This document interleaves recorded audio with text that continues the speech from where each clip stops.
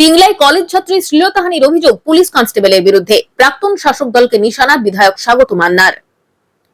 পশ্চিম মেদিনীপুরের পিংলা বিধানসভার অন্তর্গত 6 নম্বর অঞ্চলের ঘোড়ামারা গ্রামে এক কলেজ ছাত্রী শ্লীলতাহানির অভিযোগ উঠল খোদ এক পুলিশ কনস্টেবলের বিরুদ্ধে। জানা গিয়েছে, প্রথম বর্ষের ওই ছাত্রী কলেজের পর কম্পিউটার ক্লাস শেষ করে সন্ধ্যেবেলা বাড়ি ফিরছিলেন। আর সেই সময় রাস্তার মধ্যে বিশ্বজিৎ ভৌমিক নামের ওই পুলিশ কনস্টেবল তার শ্লীলতাহানির চেষ্টা করেন বলে অভিযোগ।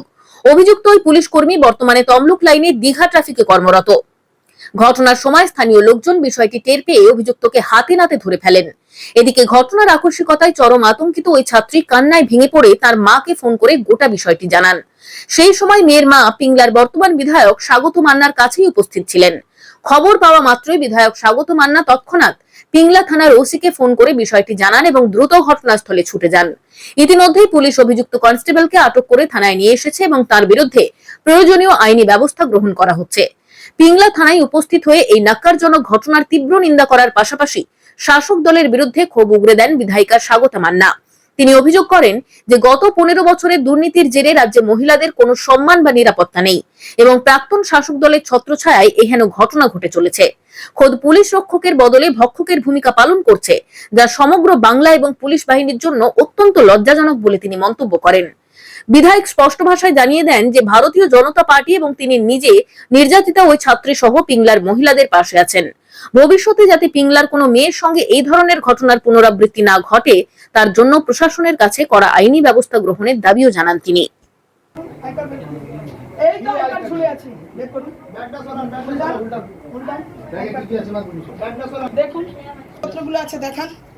দেখান কি কি উনি ক্যারি করে বেড়াচ্ছেন। ইনি একজন পুলিশ কনস্টেবল। দেখুন আপনারা, দীর্ঘ 15 বছর ধরে এরা মহিলাদেরকে মর্যাদা দেয়নি, লাঞ্ছিত করেছে, অপমানিত করেছে, ধর্ষিতা করেছে। সে পর্যন্ত এই জিনিসটা এদের মধ্যে থেকে এখনো পর্যন্ত যায়নি।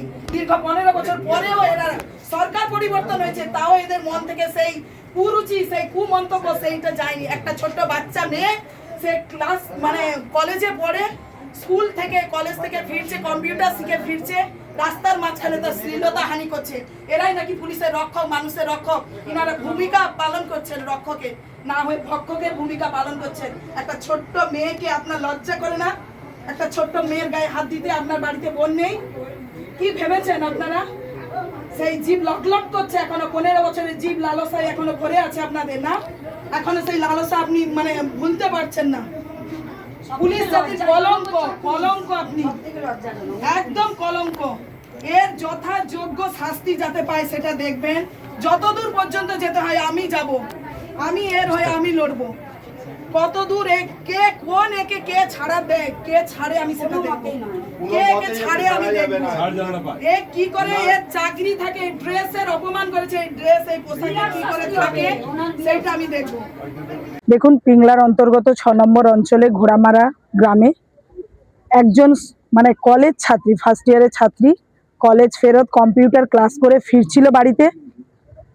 তো পুলিশেরই একজন কনস্টেবল ওনার শ্লীলতা হানি করার, ওই বাচ্চা মেয়েটার শ্লীলতা হানি করার চেষ্টা করে। রাস্তার মাঝখানে অন্ধকারের মধ্যে সাইকেল নিয়ে মেয়েটা আসতেছিল বাড়ি, ফেরার পথে তার সঙ্গে অশ্লীল আচরণ করে, অসভ্য আচরণ করে। মেয়েটা চিৎকার করার পরেও ও ছেড়ে দিয়ে চলে যায়। এলাকার বাসিন্দারা সেই পুলিশ কনস্টেবলকে ধরেছে, সেখানে পুলিশ পৌঁছেছে এবং আমিও সেখানে ঘটনাস্থলে পৌঁছাই। ছেলেটাকে এখন তুলে আনা হয়েছে। এটাই হলো ঘটনা।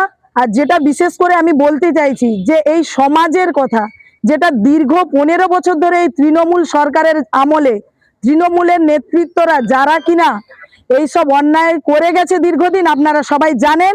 এরা মহিলাদেরকে সম্মান দেয় না, মহিলা শ্লীলতা হানি থেকে শুরু করে এরা মায়েদেরকে সম্মান দেয় না। সেই পুলিশ প্রশাসন যারা কিনা রক্ষকের ভূমিকা না পালন করে আজকের সেই পুলিশ নিজেই কনস্টেবল ভক্ষকের রূপ নিয়েছে। একটা বাচ্চা মেয়ের ধর্ষণ করার, তার শ্লীলতা হানি করার চেষ্টা করেছে। তো এই সব পুলিশ প্রশাসন যারা এতদিন 15 বছর ধরে তাদের জিভ লক করছিল, সেই জিভটা এখনো পর্যন্ত তাদের সেই অবস্থায় রয়ে গেছে। তাই আমি এই পুলিশ প্রশাসনকে বলবো, এবং যতদূর পর্যন্ত এই মেয়েটা, শুধু ওই মেয়েটা নয়, এই পিংলার শুধু মেয়ে নয়, সারা পশ্চিম বাংলার মেয়েদের দিকে যাতে না এইসব ধর্ষণকারী একদম নোংরা চরিত্রের যাতে না কেউ চোখ তুলে তাকাতে পারে, তার জন্য পুলিশ প্রশাসনকে আমি অনুরোধ করব এবং যতদূর যাওয়ার আইনি ব্যবস্থাপনা নেব, যাতে এই পুলিশ, এই যে কনস্টেবল কোনোভাবেই না ছাড়া পায়, তার ব্যবস্থা আমি নেব অবশ্যই।